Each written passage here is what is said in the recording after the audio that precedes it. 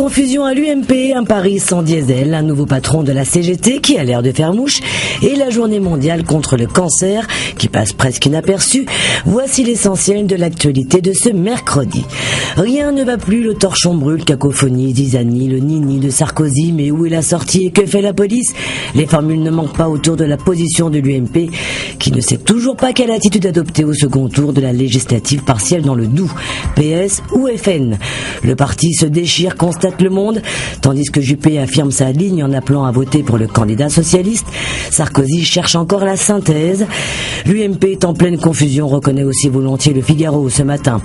L'opposition frontale Juppé-Sarkozy vire à la zizanie pour aujourd'hui en France et en attendant le Front National se régale.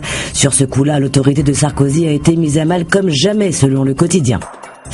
Une fois n'est pas coutume, il y en a un qui ne connaît pas la crise et il est même plébiscité, c'est Philippe Martinez, le nouveau secrétaire général de la CGT qui reprend de l'élan, se réjouit l'humanité.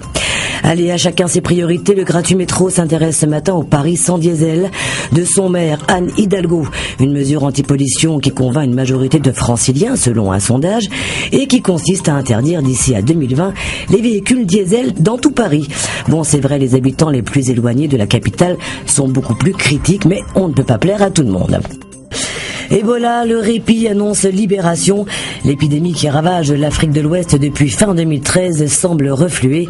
Mais attention, c'est peut-être un cap ou encore une pause. Mais sur le front Ebola, on est encore loin de l'éradication, rappelle le quotidien. La Croix est là aussi pour nous rappeler que c'est aujourd'hui la journée mondiale contre le cancer. L'occasion pour le quotidien de se faire l'écho de ces malades qui, une fois guéris, réclament un droit à l'oubli. Une promesse faite il y a un an par François Hollande. Et ce qui leur éviterait d'être surtaxés par les assureurs au moindre crédit, qu'il soit à la consommation ou pire à l'immobilier. Mais restons sport, l'équipe salue ce matin la forteresse du PSG, les Parisiens qui ont confirmé leur redoutable solidité hier face à Lille et donc qui disputeront la finale de la Coupe de la Ligue le 11 avril prochain au Stade de France. On se quitte avec cet hommage mérité rendu hier par François Hollande au champion du monde de handball, reçu en grande pompe à l'Élysée. François Hollande qui a réussi à percer le secret de la victoire des experts, l'unité. Au fait, François Hollande, c'est le petit qui tient le trophée des Bleus dans ses mains. Bonne lecture et bonne journée.